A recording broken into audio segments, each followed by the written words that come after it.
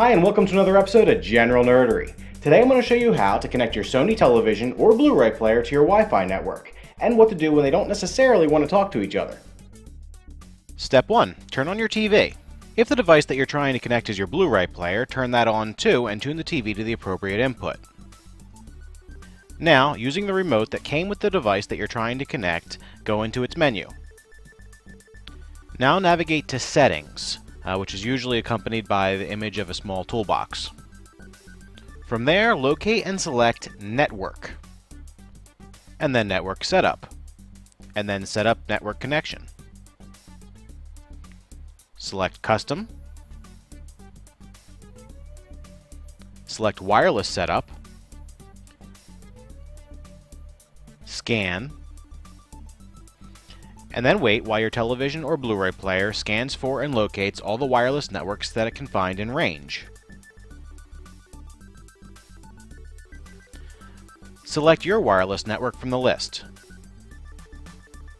Assuming your network is secured, select WPA key and then enter your key on the next screen.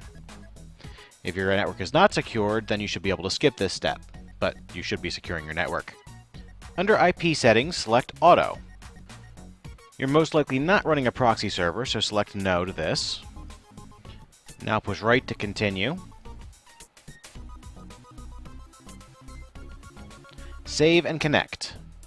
And at this point, 90% of you are done.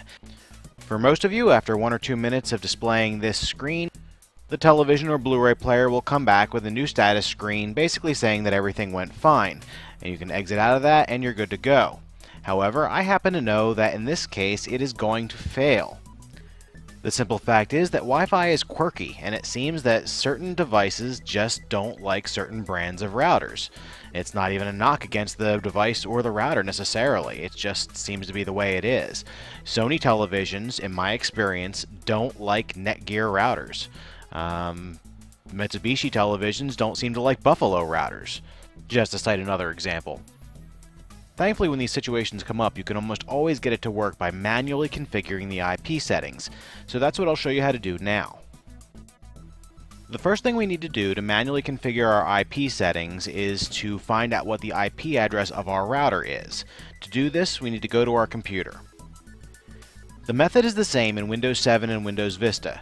Open your Start menu and in the search bar type CMD. Then select CMD from the list, and the command prompt window will open.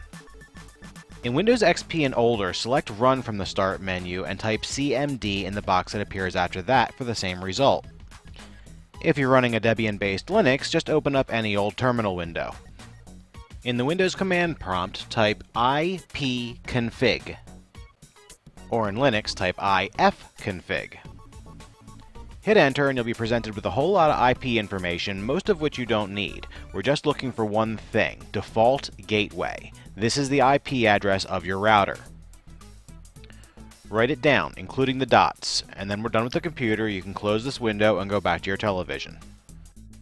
Select Repeat Network Setup. Select Wireless Setup again. Scan.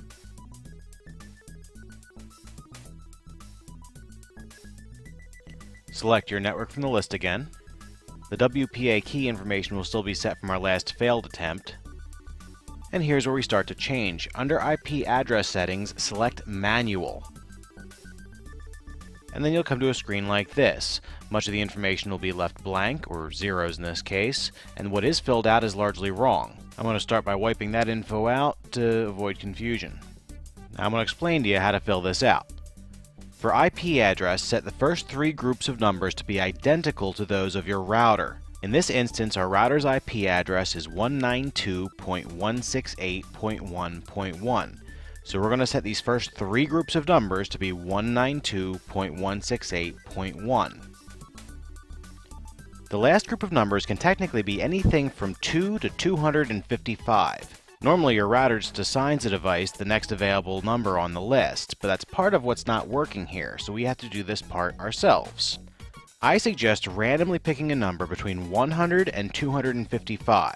By starting so high up, it's highly unlikely that you're going to conflict with anything else on the network, Just remember that if you're setting up more than one device this way on the network, don't pick the same number for more than one of those devices. Moving on, set subnet mask as 255.255.255.0. Set default gateway to be exactly identical to your router's IP. In this case, once again, that's 192.168.1.1. I pretty much always use Google DNS for these things. It's the easiest one to remember and the easiest one to enter. Set the primary DNS as 8.8.8.8. Set the secondary DNS as 8.8.4.4. Once again, set proxy server to no. Move on. Save and connect. Only this time we'll be successful. Just going to skip ahead to the end now. And now we see the happy confirmation screen that we should have seen the first time around.